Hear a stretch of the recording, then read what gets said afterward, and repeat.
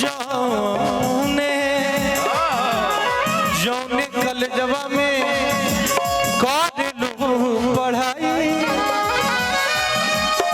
लइका लइका में होला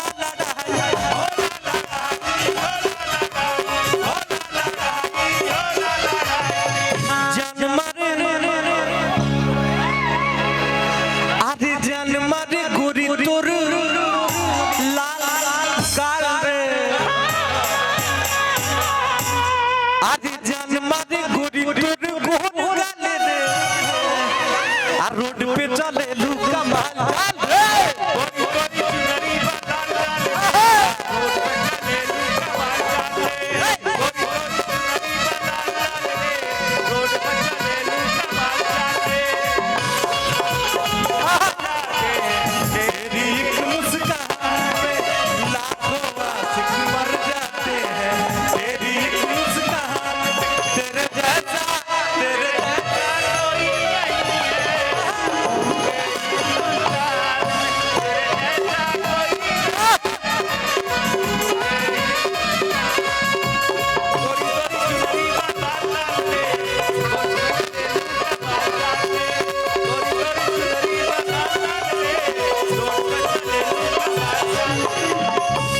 रतन बाड़ू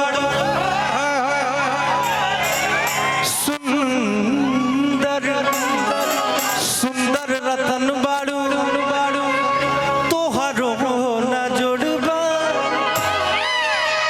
कहले बिना विनय भैया ऐसा नहीं कह सकते हैं। कौन कहेगा? गाड़ी भैया कहेले कहे प्रभुनाथ भैया माल पे जोड़बा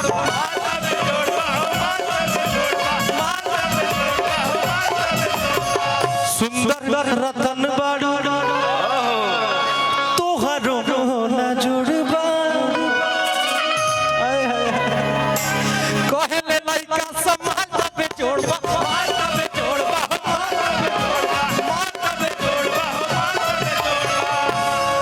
कि चच्चू पूछत हवा हाल चाल रे बतावा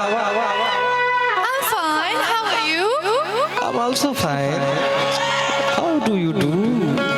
Fantastic. गर्दा कि चुप एकदम गर्दे बा एकदम जहाँ रहुआ रहो जा गर्दे हो जाए आए तो करी जी मुंह ढेर जाता नहीं कार हुआ एकदम फिट उखल जाता नहीं ना हो कहीं सही कहीं ना कि चुप छत हुआ हाल चाल रे अरे बाप रे बाप आई हो डाडा रोड पे चले लू कमाल चाल रे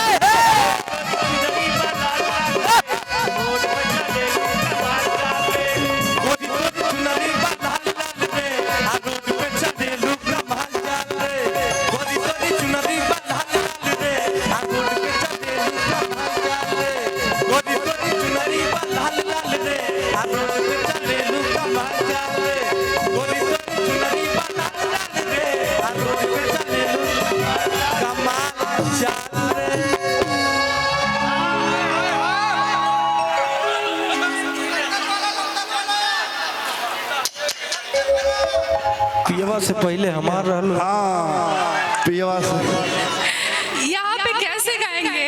कैसे अभी मेरी शादी नहीं हुई है। दादा तो मान लीजिए कि कुशीनगर में हो जाएगा तो नहीं हो सकता। अरे हम सही बोल रहे हैं तो बजाओ ना चलिए भाई ब्याह होना है ना चाहे वहाँ हो चाहे यहाँ हो कुशीनगर में हो जाएगा तो क्या दिक्कत है?